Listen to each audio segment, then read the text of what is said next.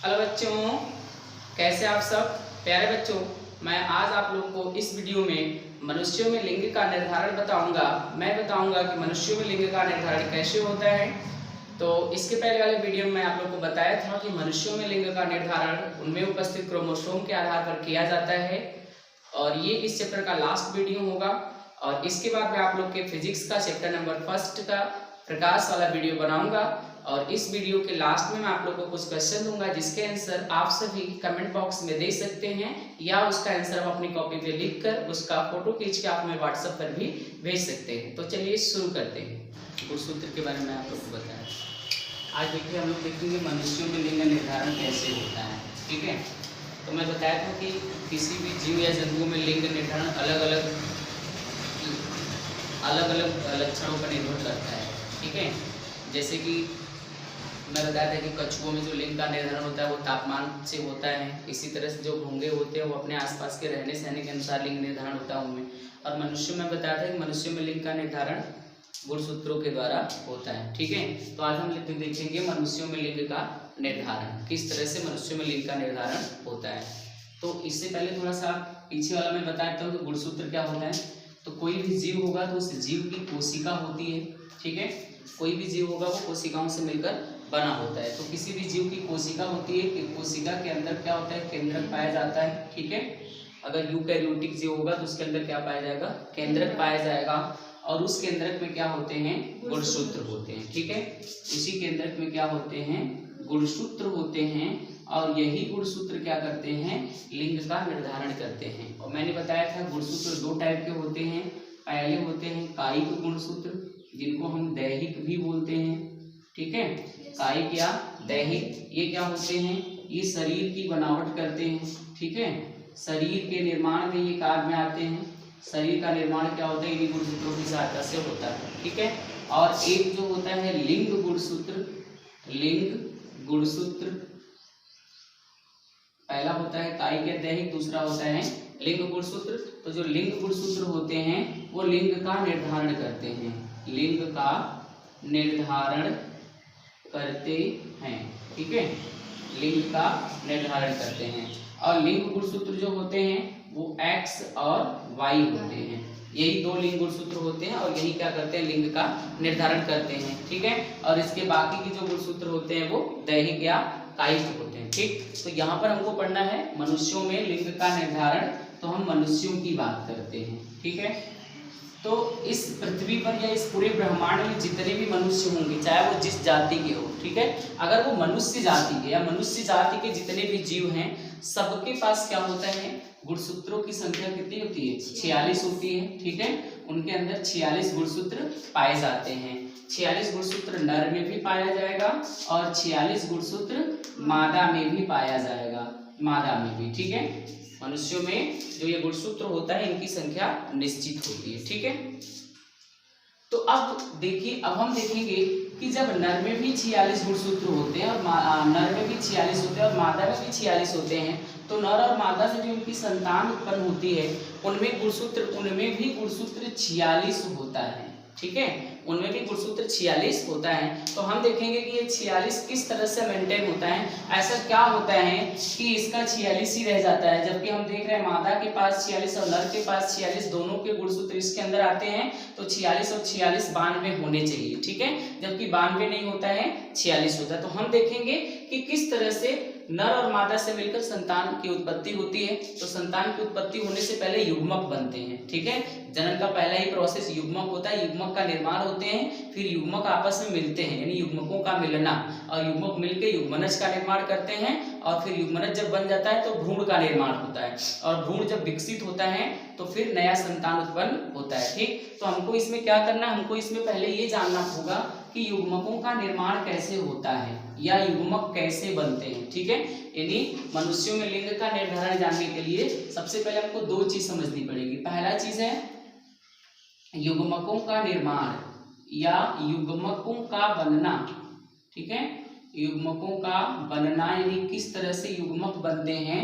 और दूसरा हमको देखना होगा युग्मकों को मिलाना, युग्मकों को मिलाना यानी किन्हीं दो युग्मक को हम किस तरह से मिलाएंगे।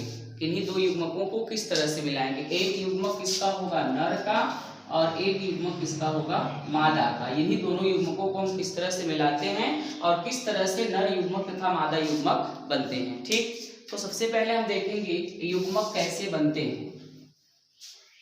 तो यहाँ पे देखिए, यहाँ पर हम मान लेते हैं मनुष्य जाति को लेके चलते हैं, और यहाँ पे देखिए अगर मनुष्य है तो उसके अंदर गुणसूत्रों की संख्या कितनी होगी, 46 होगी। ठीक है, इसको हम मान लेते हैं ये मेल है, मेल मतलब नर है। ठीक है, और एक और ले लेते हैं, यहाँ पे हम गुणसूत्रों की संख्या 46 यहाँ पे हो जाएगा, और इसको मान लेते हैं ये फीमेल है। ठीक है, मेल और फीमेल, मेल के अंदर भी 46 गुणसूत्र हैं, फीमेल के अंदर भी 46 गुणसूत्र हैं। ठीक है, और ये मनुष्य में मेल और मनुष्यों में फीमेल। तो मनुष्य जाति के जो मेल और फीमेल होते हैं, मैंने बताया कि मनुष्य जाति के जितने भी व्यक्ति होंगे, चाहे वो नर हो चाहे मादा हो, ठीक है, वो कहीं भी निवास करते हो, किसी भी स्थिति में रहते हो, कुछ भी खाते हो, लेकिन उनके अंदर जो गुणसूत्रों की संख्या होती है वो फिक्स होती है, 46 ही होती है, अलग अलग नहीं होती है। ऐसा नहीं होता है कि उत्तर प्रदेश में रहने वाले के पास 46 गुणसूत्र है और बिहार में रहने वाले के पास कुछ और, ऐसा कुछ नहीं होता है। सभी मनुष्यों में 46 गुणसूत्र होते हैं। ठीक है ना, नर में भी 46 और मादा में भी 46। या हम ऐसे कह सकते हैं कि हमारे शरीर की जितनी भी कोशिकाएं हैं, मनुष्य के शरीर की जितनी भी कोशिकाएं हैं, उन सभी कोशिकाओं में 46 गुणसूत्र पाए जाते हैं। ठीक है, 46 गुणसूत्र पाए जाते हैं। अब देखिए जनन के दौरान क्या होता है, जब युग्मक बनने लगते हैं या जब जनन के दौरान युग्मकों का निर्माण होता है, तो ये जो गुणसूत्र होते हैं 46 गुणसूत्र होते हैं, वो दोनों आधा आधा बढ़ जाते हैं, जिन्हें हम अर्धसूत्री विभाजन भी कहते हैं। ठीक है, तो यहाँ से देखिए वो 23 यहाँ पे चला आएगा और 23 यहाँ पर चला आएगा। अब ये जो बनेंगे ना, इन्हीं को बोलेंगे युग्मक। ठीक है, इस तरह से युग्मक बनते हैं। ठीक है, यानी ये जनन कोशिका हो गई। तो जनन के दौरान जब युग्मक का निर्माण होना होता है, तो जनन कोशिकाएं क्या होती हैं, जनन कोशिकाओं में उपस्थित गुणसूत्र दो भागों में बढ़ जाते हैं। तो जनन कोशिका में उपस्थित गुणसूत्र 46 था, वो दो भाग में बढ़ के 23 और 23 हो गया। इसी तरह से फीमेल वाले में भी क्या होगा, 23 और 23, ये हमारे गुणसूत्र बढ़ गए और ये सारे के सारे हमारे पास आ गए युग्मक। ठीक है, हमारे पास क्या आ गए, युग्मक आ गए। एक तरफ हमको मिला मादा युग्मक और एक तरफ हमको मिला नर युग्मक। ठीक है, हमारे पास हमको युग्मक बनाना आ गया। युग्मक ऐसे ही बनाते हैं। ठीक है, कोई भी जीव हो, जरूरी नहीं है कि मनुष्य ही है। ठीक है, कोई भी जीव है, जब हम युग्मक का निर्माण करेंगे तो जिससे युग्मक बनेगा, जिन कोशिकाओं से, उस कोशिका में उपस्थित जो गुणसूत्र होंगे उनको आधा आधा बांट देंगे। आधा आधा बांट देंगे तो यहाँ पे युग्मक का निर्माण हो जाएगा। अब बात आती है कि हम युग्मकों को कैसे मिलाएं, किस तरह से युग्मक आपस में मिलकर युग्मनज का निर्माण करते हैं। तो यहाँ पे देखिए क्या होता है, अगर हम इस युग्मक की बात करें, इस युग्मक की बात करें, तो इस युग्मक को हम दो तरह से मिला सकते हैं। एक, हम इस नर युग्मक को इस मादा युग्मक से मिला सकते हैं। तो देखिए 23 और 23, ये नर युग्मक यहाँ आया, 23 लेके आया, और यहाँ से मादा युग्मक आया तो ये भी कितना लेके आया, 23, और दोनों को जोड़ दिए तो हमको कितना मिल गया, 46। तो यहाँ से जो संतान उत्पन्न होगी उसके पास भी 46 ही गुणसूत्र होगा। अब इसके बाद हम इसको इसके साथ भी मिला सकते हैं। ये देखिए, हम चाहें तो इस युग्मक को, इस नर युग्मक को दूसरे वाले मादा युग्मक से मिला सकते हैं। तो यहाँ भी मिलाएंगे तो यहाँ भी 23 और प्लस 23 आएगा और टोटल हो जाएगा आपका 46। तो यहाँ से भी संतान उत्पन्न होगी, उसके पास भी कितने गुणसूत्र होंगे, 46। ये तो एक का मिलाना, एक को हम कैसे मिलाएं। इसी तरह से इसको भी हम एक बार इसके साथ मिला सकते हैं। तो यहाँ से भी आ सकता है 23 और प्लस 23 आ जाएगा यहाँ से, और यहाँ हो जाएगा 46। इसी तरह से इसको हम इससे मिलाएंगे तो भी यहाँ पे 23 और प्लस 23 और यहाँ पे 46 आ जाएगा। ठीक है, तो इस तरह से क्या होता है कि युग्मकों से युग्मनज बनते हैं, और युग्मनज से जो नया संतान आता है उसमें जो गुणसूत्रों की संख्या होती है वो उसके जनक के गुणसूत्रों की संख्या के बराबर होती है। ठीक है, याद रखिएगा, कोई भी संतान है, उस संतान में गुणसूत्रों की संख्या उसके जनक के गुणसूत्रों की संख्या के बराबर, या आप ये कह सकते हैं कि उस जाति के जितने गुणसूत्र होते होंगे, जैसे मनुष्य जाति के अंदर 46 गुणसूत्र होते हैं,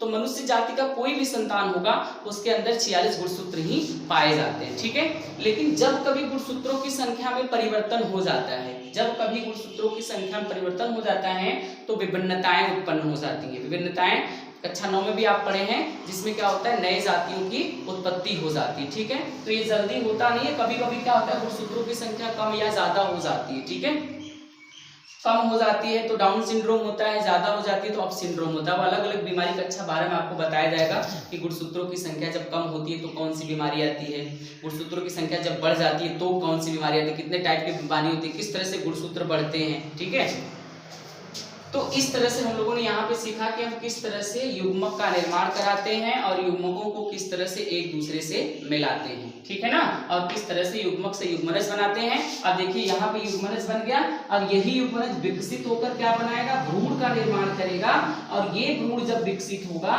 तो फिर हमको क्या मिलेगा, संतान मिलेगा। ठीक है ना, इस तरह से जनन होता है। ठीक, अब हमको युग्मक बनाना आ गया और युग्मनज बनाना आ गया, युग्मकों को आपस में मिलाना आ गया। युग्मकों को आपस में मिलाने की इंग्लिश में सेल्फिंग कहते हैं, सेल्फिंग यानी एक दूसरे को कैसे मिलाते हैं। अब हम यहाँ पे देखेंगे मनुष्यों में लिंग निर्धारण, किस तरह से मनुष्यों में लिंग निर्धारण किया जाता है।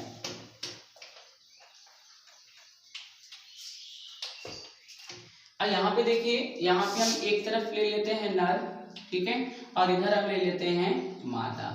ठीक है, आप जानते हैं कि यहाँ पे नर में जो गुणसूत्रों की संख्या होती है वो कितनी होती है, 46 होती है, और मादा में भी जो गुणसूत्र होंगे वो कितने होंगे, 46 होंगे। ठीक है, लेकिन आपको मैं पहले ही बता दिया था कि जो ये 22 जोड़े इसमें होते हैं, या आप कह सकते हैं जो इसके 44 होते हैं और जो इसके 44 होते हैं, ठीक है ना, वो क्या होते हैं, इन्हीं को हम कायिक गुणसूत्र बोलते हैं या दैहिक गुणसूत्र बोलते हैं।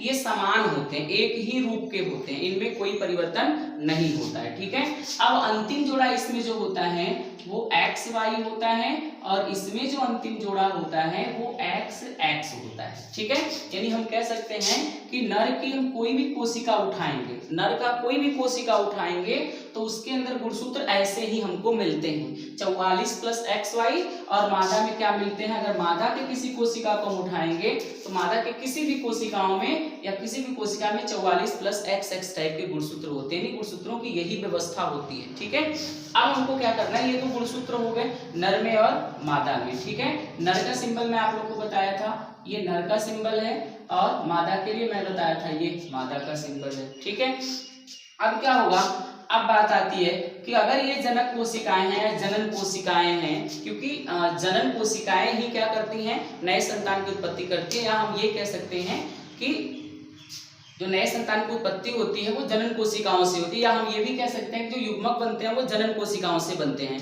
तो मैंने बताया कि मनुष्य के शरीर में सभी कोशिकाओं में एक ही प्रकार के गुणसूत्र होंगे, एक ही संख्या होंगे, 46। ठीक है, तो हम यहाँ पे इसको मान लेते हैं कि ये नर की जनन कोशिका है जिसमें गुणसूत्रों की संख्या की व्यवस्था या गुणसूत्रों की व्यवस्था ये है, और ये मादा के जनन कोशिकाओं के गुणसूत्रों की व्यवस्था है। ठीक है, अब यहाँ से क्या होगा, अगर जनन कराना है तो फिर अब यहाँ से क्या होगा, यहाँ से युग्मक का निर्माण होगा। ठीक है, तो यहाँ से युग्मक का निर्माण देखिएगा कैसे होगा, ये 44 जो होगा वो 22 हो जाएगा, और 22 इसके साथ चला जाएगा, 22 और 22 में ये बढ़ जाएगा। अब ये जो XY है, एक के साथ हम X लिख देंगे और दूसरे के साथ हम Y लिख देंगे। अगर आप चाहें तो इसके साथ Y लिख दीजिए, इसके साथ X लिख दीजिए। ठीक है ना, तो अब यहाँ पे देखिए, यहाँ पे ये जो हमको मिले हैं ये युग्मक हैं।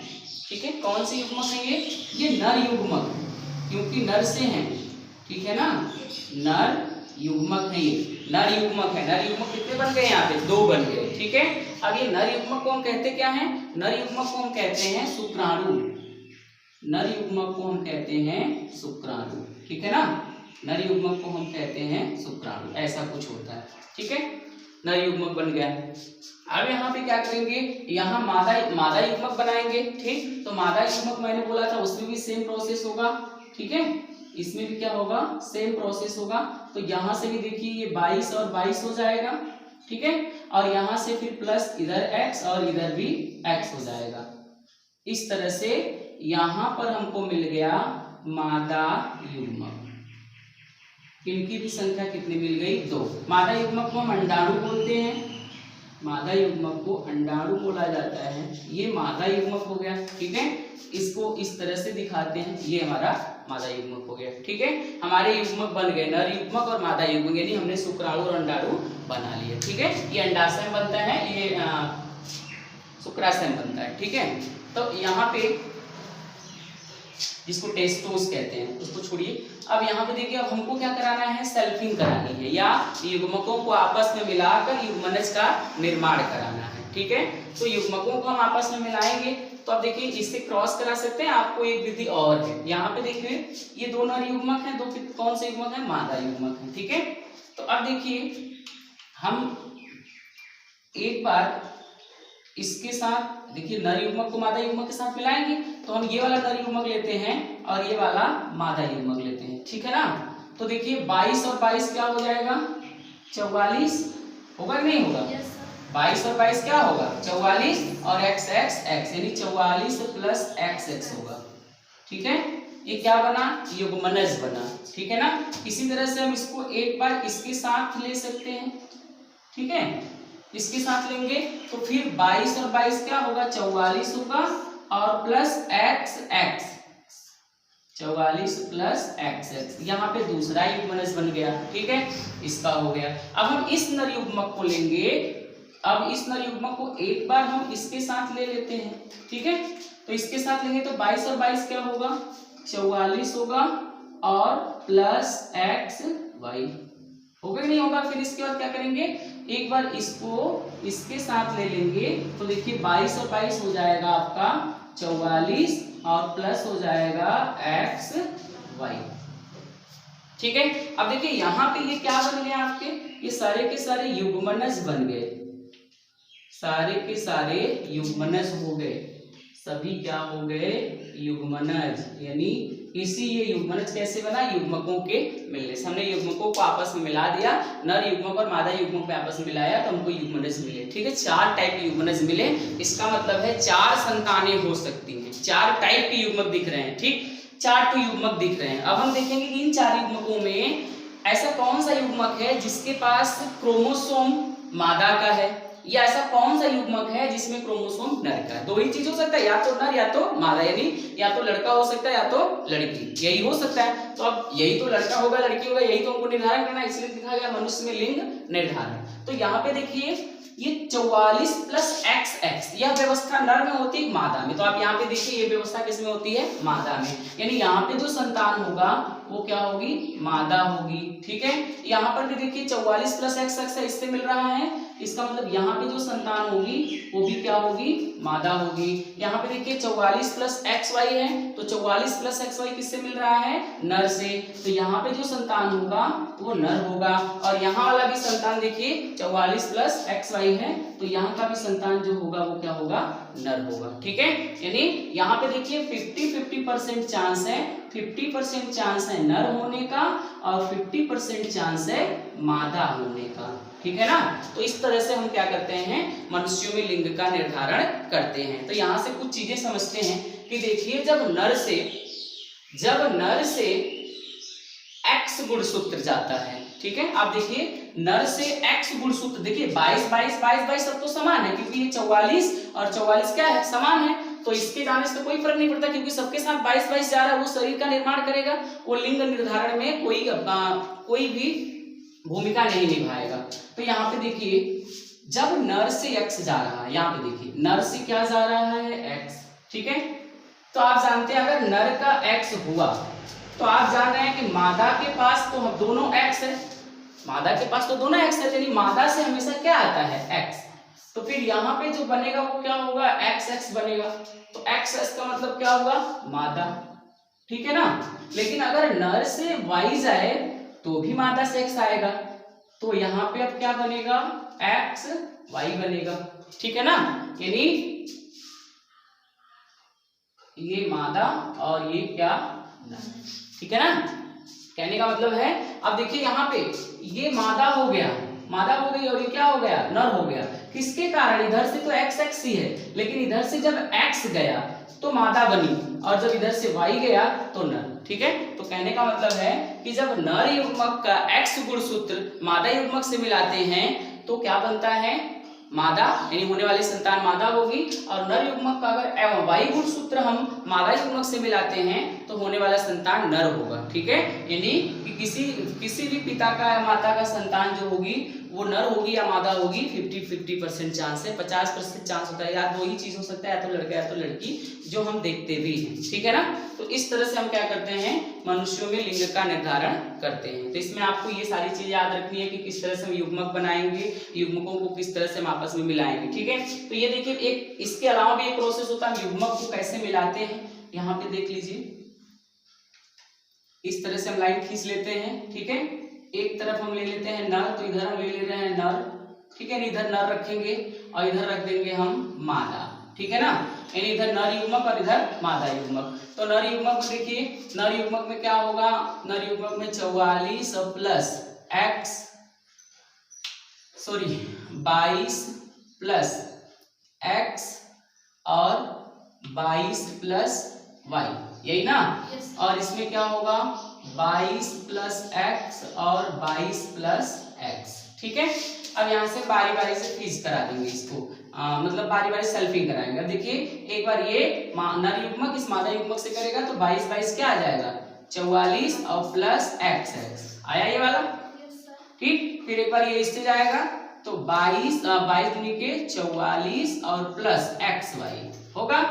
फिर ये एक बार इससे जाएगा तो 44 और प्लस एक्स एक्स, और ये एक बार फिर इसके साथ जाएगा तो 44 और प्लस एक्स वाई, ठीक है ना।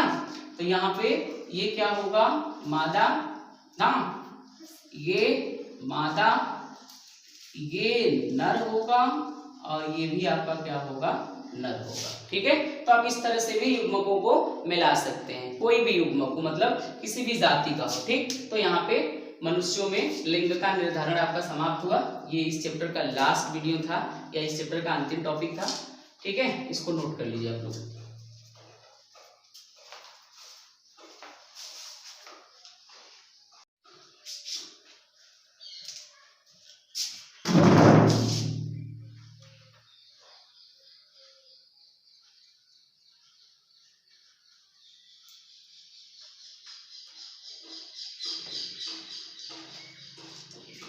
चलिए लास्ट में कुछ प्रश्न दे देते हैं,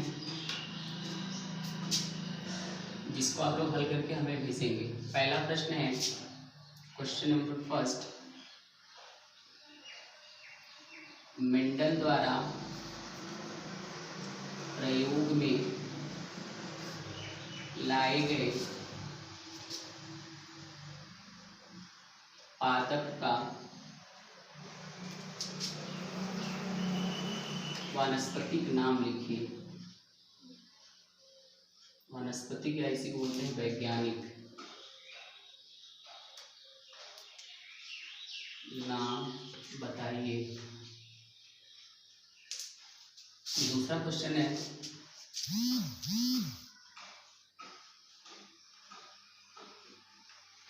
मेंडल द्वारा प्रयोग में लिए गए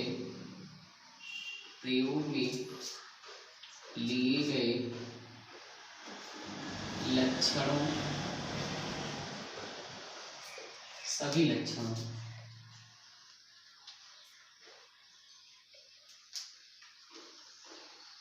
को बताइए।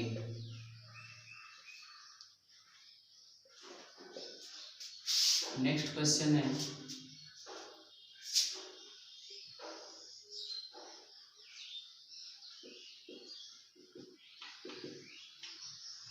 मेंडल ने अपने प्रयोगों द्वारा प्राप्त निष्कर्ष को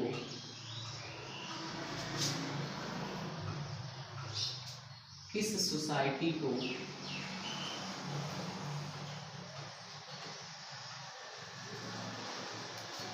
दिया था।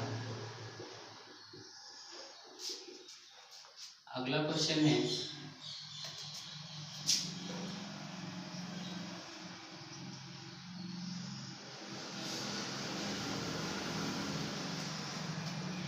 टेस्ट क्रॉस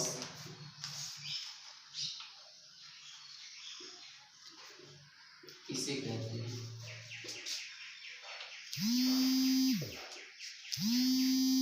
इसको हम परीक्षण संकरण कहते हैं, परीक्षण संकरण, टेस्ट क्रॉस। नेक्स्ट क्वेश्चन है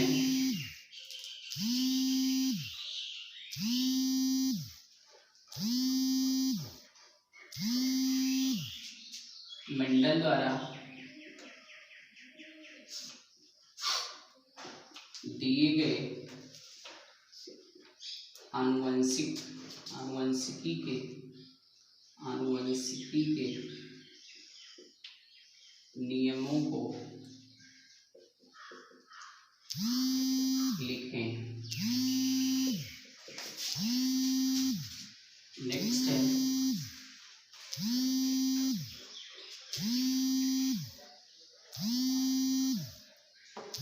मटर के पादप को ही मेंडल ने क्यों चुना? मेंडल ने क्यों चुना? ठीक है, इन सारे प्रश्नों का जवाब आपको देना है अपनी कॉपी पे लिखकर और व्हाट्सएप करिएगा, आप सभी नोट कर लीजिए।